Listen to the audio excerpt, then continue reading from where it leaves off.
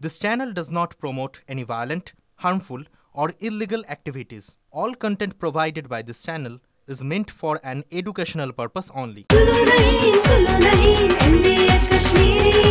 আরে কম দে কিন্তু খাঁটি দে MDH কাশ্মীরি লাল লঙ্কার গুঁড়ো।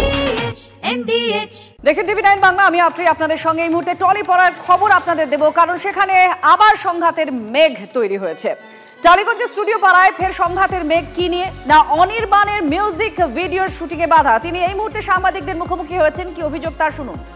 কয়েক মাস তিনেক কেউ অভিনয়ের জন্য বলছে না, তখন নিশ্চয়ই আমার এরকম মনে একটা প্রশ্ন উদয় হবে যে তাহলে বোধহয় আমার ঘটি বাটি চাটি সবই হাওয়া করে দেওয়া হলো, মানে অভিনয়ও বন্ধ হয়ে গেল। মানে আপনি কি এটা বলছেন যে যত সময় গড়াচ্ছে আপনি বুঝতে পারছেন যে একটা সাইডলাইন করে দেওয়ার একটা চেষ্টা হচ্ছে আপনাকে? হ্যাঁ, কারণ আমাকে এখনো পর্যন্ত কেউ কোনো ছবিতে সিরিজে অভিনয় করতে বলেনি। এটা কি রাজনৈতিক কারণে মনে হচ্ছে? আমি জানি না, হতে পারে। এটা কতদিন ধরে চলছে এই বিষয়টা? এটা বুঝতে পারলে এটা আমরা কোর্টে যাওয়ার পর থেকে। কিন্তু এই মর্মেই কি বলবেন যে আগামী দিনে যে মামলাটা আপনারা লড়ছেন সেই মামলাটা কি একইভাবে চালিয়ে যাবেন? কারণ এই সমস্যাগুলোর সম্মুখীনও আপনি হচ্ছেন। কি করবেন আগামী দিনে?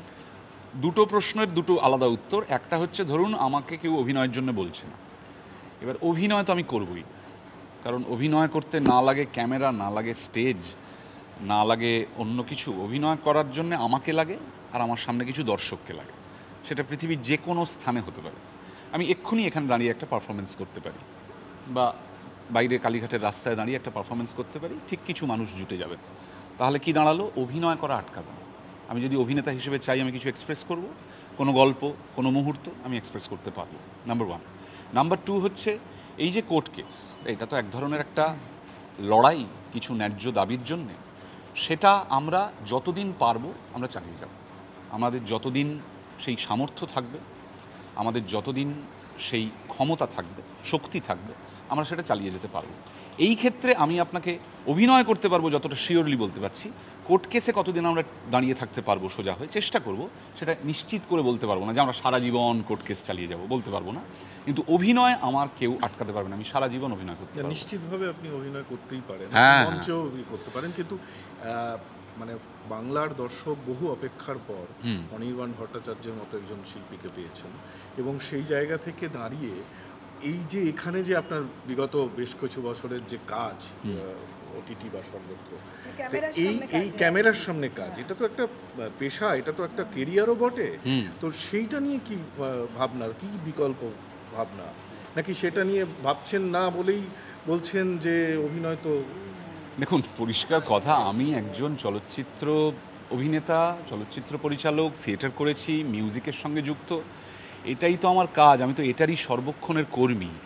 আমি এইটাই তো করতে চাই, কিন্তু তার সাথে আমার এই কাজ করার, ভালো কাজ করার, সব কাজ যে ভালো হয় তা নয়। কিছু ভালো হয়, কিছু মাঝারি মানের হয়, কিছু খারাপ হয়, কিন্তু যাই কাজ আমি করি, এই কাজের শক্তিটা আমার ভেতর থেকে, এই কাজের প্রণোদনা বা ইন্সপিরেশনটা আমার কাছ থেকে আসে কোথা থেকে? ওটাই বলছি, আত্মবিশ্বাসে ঘা পড়ছে। আত্মবিশ্বাস নয়, একটা দর্শন থেকে আসে, একটা নীতিবোধ থেকে আসে।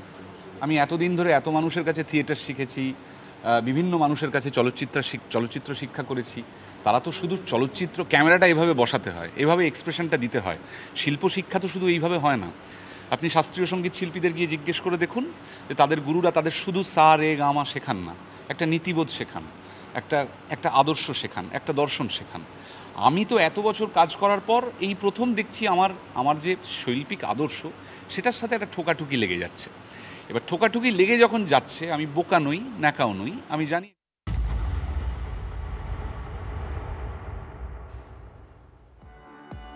এবার কসবার কলেজের খবরের দিকে নজর রাখবো। ছাত্রীকে গণধর্ষণের ঘটনায় কলকাতায় এলো বিজেপির ফ্যাক্ট ফাইন্ডিং টিম।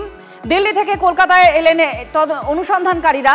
প্রাক্তন সাংসদ সত্যপাল সিং এর নেতৃত্বে রাজ্যে বিজেপির ফ্যাক্ট ফাইন্ডিং টিম এসেছে। কলকাতা থেকে ফিরে জেপি নাড্ডাকে তারা রিপোর্ট দেবেন, এবং নেমেই তারা বলতে থাকেন তাদের যে অভিযোগ যে তৃণমূলের এই ঘটনার সঙ্গে যোগ আছে।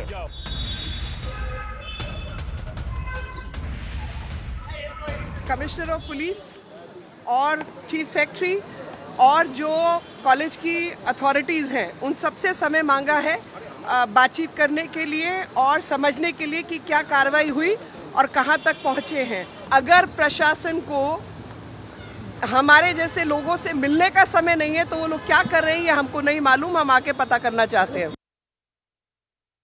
যারা যারা ঘটনা ঘটিয়েছে সমস্তগুলোই ডাইরেক্টলি তৃণমূলের সঙ্গে যুক্ত আছে। এরা পেশাদারি রেপিস্ট, তৃণমূল করবে বলে তাদেরকে মাফ করে দেওয়া হবে। তো এই ধরনের মানসিকতা নিয়ে একটা মহিলা মুখ্যমন্ত্রী যদি রাজ্যের মধ্যে এই পরিস্থিতি তৈরি করেছে, তো এই স্টেট কনসার্ন। বাংলার মধ্যে মহিলাদের কোনো এখানে নিরাপত্তা একদম নেই। मुझे इस बात का विश्वास है कि हमको वहाँ जाना अलाउ करेंगे, और अगर हमको अलाउ नहीं करेंगे इसका मतलब ये है वो सच्चाई छिपाना चाहते हैं। और बार बार जिस प्रकार से पश्चिम बंगाल के अंदर हमारी बहन और बेटियों के साथ इस प्रकार का दुर्व्यवहार हो रहा है, वो यहाँ पर सुरक्षित नहीं है। ये मुझे लगता है पश्चिम बंगाल की जो है ममता दीदी की जो लेड सरकार है उसमें पूरी तरह से मोरली फेल हो चुकी है। আমাদের সঙ্গে প্রদীপ্ত আমাদের প্রতিনিধির সঙ্গে রয়েছেন। প্রদীপ্ত, একদিকে পুলিশ প্রশাসন তাদেরকে যেতে দেবেন কি দেবেন না, সহযোগিতা করবেন কি করবেন না তা নিয়ে বিজেপির ফ্যাক্ট ফাইন্ডিং টিমের সদস্যদের মধ্যে সংশয় আছে। আর দ্বিতীয়ত তারা বলছেন বিপ্লব দেবের যে বক্তব্য সরাসরি এই ঘটনার সঙ্গে তৃণমূলের যোগ আছে, এটাই তাদের অভিযোগ। তো এর পরবর্তীতে কি কি হতে চলেছে, কি বলা হচ্ছে তৃণমূলের তরফ থেকে এখনো পর্যন্ত কোনো প্রতিক্রিয়া?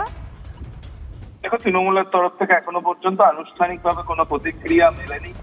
তবে তৃণমূল কংগ্রেসের বক্তব্য যে ইতিমধ্যেই তার পরিবারের তরফ থেকে জানিয়ে দেওয়া হয়েছে যে তারা তদন্তে সন্তুষ্ট, এবং যে কথা তারা জাতীয় মহিলা কমিশনের সদস্য অর্চনা মজুমদারকেও জানিয়েছিলেন। ফলে নতুন করে তারা আর কারোর সঙ্গে কথা বলতে চায় না। ফলে এই ক্ষেত্রে বিজেপির এই ফ্যাক্ট ফাইন্ডিং টিমের রাজ্যে আসারই কোনো যৌক্তিকতা আছে কিনা সেই নিয়েই প্রশ্ন তুলছেন তৃণমূল কংগ্রেসের নেতৃত্ব।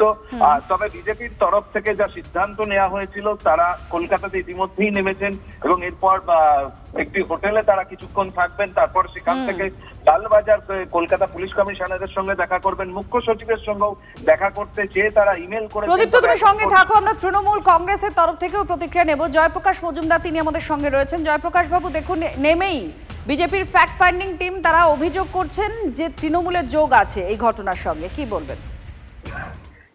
তো বিজেপির ফ্যাক্ট ফাইন্ডিং টিম তৃণমূলকে সামনে রেখে তাদের উত্তর দেবে, এটাতে আশ্চর্যের কি আছে?